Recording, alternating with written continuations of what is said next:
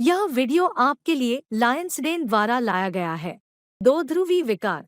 द्विध्रुवी विकार एक मानसिक स्थिति है जो अत्यधिक मनोदशा परिवर्तन की विशेषता है, जिसमें भावनात्मक उतार चढ़ाव, उन्माद या हाइपोमेनिया और निम्न अवसाद शामिल है। लक्षण। द्विध्रुवी विकार को कई उपप्रकारों में विभाजित किया गया है, जिनमें से प्रत्येक के लक्षणों का अपना पैटर्न है।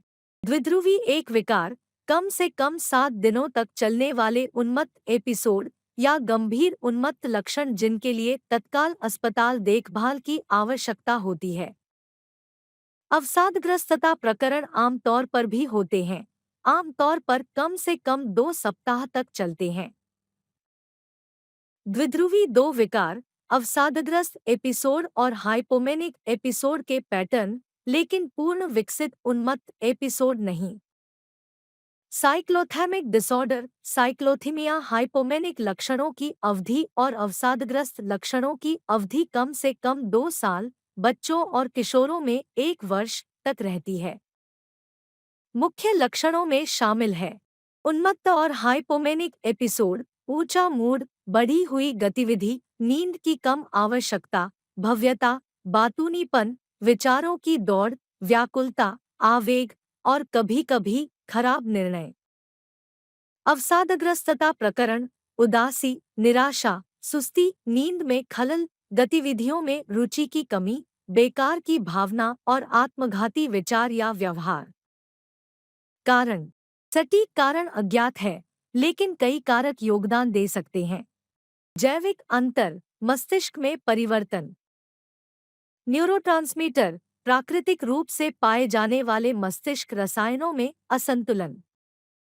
हार्मोन, असंतुलित हार्मोन शामिल हो सकते हैं। वंशानुगत लक्षण, यह स्थिति उन लोगों में अधिक आम है जिनके रिश्तेदारों में यह समस्या है।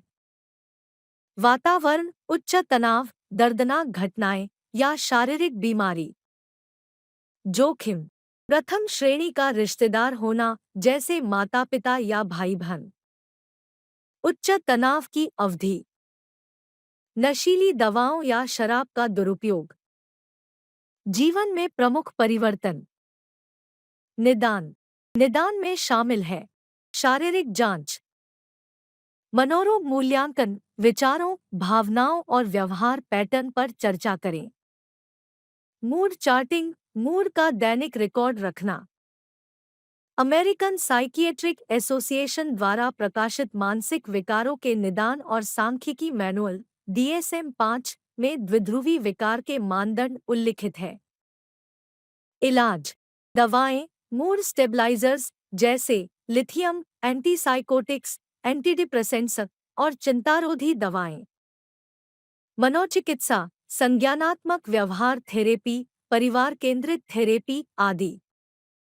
अन्य उपचार, इलेक्ट्रोकन्वल्सिव थेरेपी ECT या ट्रांसक्रानियल मैग्नेटिक स्टिमुलेशन TMS जैसे उपचार। जीवन शैली के उपाय, शराब या नशीली दवाओं से परहेज, तनाव कम करना और पर्याप्त नींद लेना।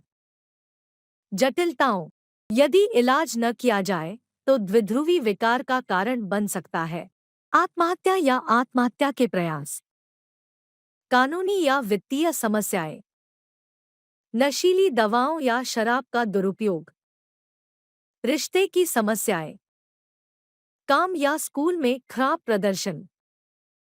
संदिग्ध द्विध्रुवी विकार वाले लोगों के लिए चिकित्सीय सलाह और उपचार लेना महत्वपूर्ण है। सही देखभाल के साथ कई व्यक्ति अपने लक्षणों को नियंत्रित कर सकते हैं और पूर्ण उत्पादक जीवन जी सकते हैं। देखने के लिए धन्यवाद। लायंसडेन सेल्टज़र आजमाएं।